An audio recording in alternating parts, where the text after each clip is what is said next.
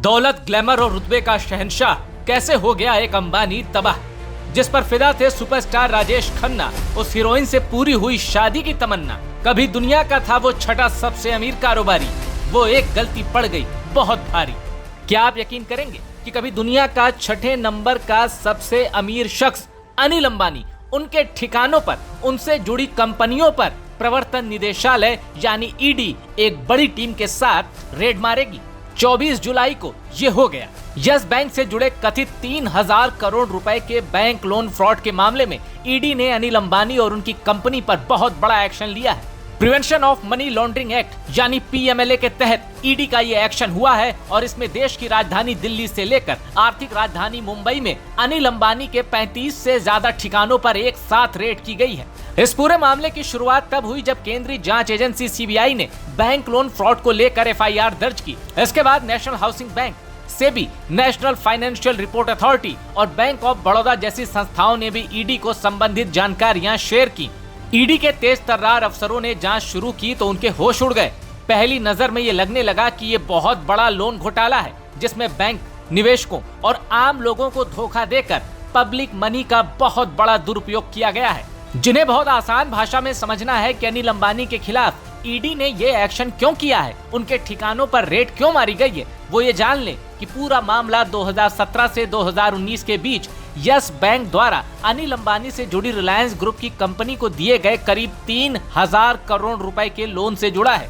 प्रवर्तन निदेशालय यानी ईडी की शुरुआती जांच में पता चला है कि इस लोन को कथित तौर पर कई फर्जी कंपनियों और ग्रुप की बाकी यूनिट में डाइवर्ट किया गया। अगला खुलासा सुनेंगे तो होश उड़ जाएगा। ईडी को शक है कि इस लोन स्कैम में यस बैंक के बड़े बड़े अधिकारियों को संभवतः मोटी रिश्वत दी गई है। कुल मिलाकर कहें तो अनिल अंबानी 5 बड़ी गलतियों की वजह से फंसते हुए दिख रहे हैं, जिनमें से कुछ बड़ी गलतियां मैं आपको बता देता हूं। शेयर होल्डर्स, बैंक, निवेशकों और इनसे पैसा हड़पने के लिए कई कंपनियों में एक ही डायरेक्टर और एड्रेस का इस्तेमाल किया गया। लोन से जुड़े जरूरी दस्तावेज तो थे ही नहीं, फर्जी कंपनियों में पैसे भी अलग से ट्रांसफर कर दिए गए। ईडी का ये एक्शन सीबीआई द्वारा दर्ज की गई 2 एफआईआर पर आधारित है।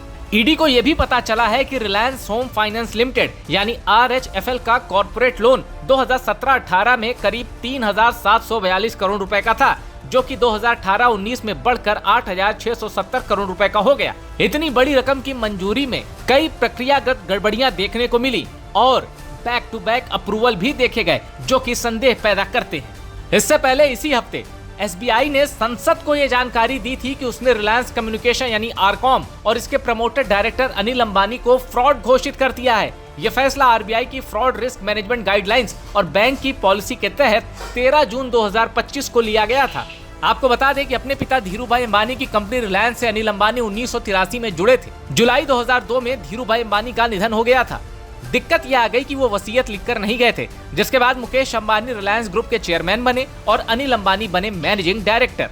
नवंबर 2004 में गजब हो गया। दोनों भाइयों के बीच दरार की खबरें मीडिया में सामने आने लगी। जून 2005 में बंटवारा हो गया।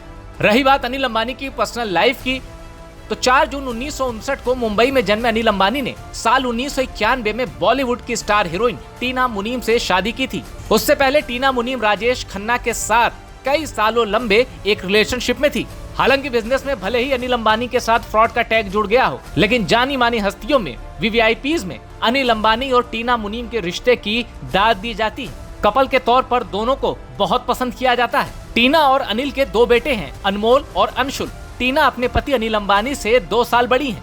कहा जाता है कि अनिल अंबानी टेक्नोलॉजिकल बदलावों को समझने में फेल रहे, जिसकी वजह से उन्हें बिजनेस में बड़ा नुकसान उठाना पड़ा। फैसले में देरी लेना, फोकस में कमी, कथनी और करनी में अंतर अनिल अंबानी की बर्बादी में ये भी बड़े फैक्टर माने जाते हैं। 2008 की जब ग्लोबल मंदी आई थी, तभी से अनिल अंबानी पर इतना कर्ज हो गया था कि दोबारा से उन्हें संभलने का मौका नहीं मिला और आज तो अनिल अंबानी के साथ फ्रॉड शब्द भी जुड़ गया है। आपको क्या लगता है, क्या अनिल अंबानी कभी इस कर्ज से निकल पाएंगे या फिर आगे उनके लिए बहुत बड़ी कानूनी सजा उनका इंतजार कर रही है? आपको जो भी लगता है अपनी राय कमेंट करके हमें बताएं और टॉप सीक्रेट को सब्सक्राइब जरूर करिएगा।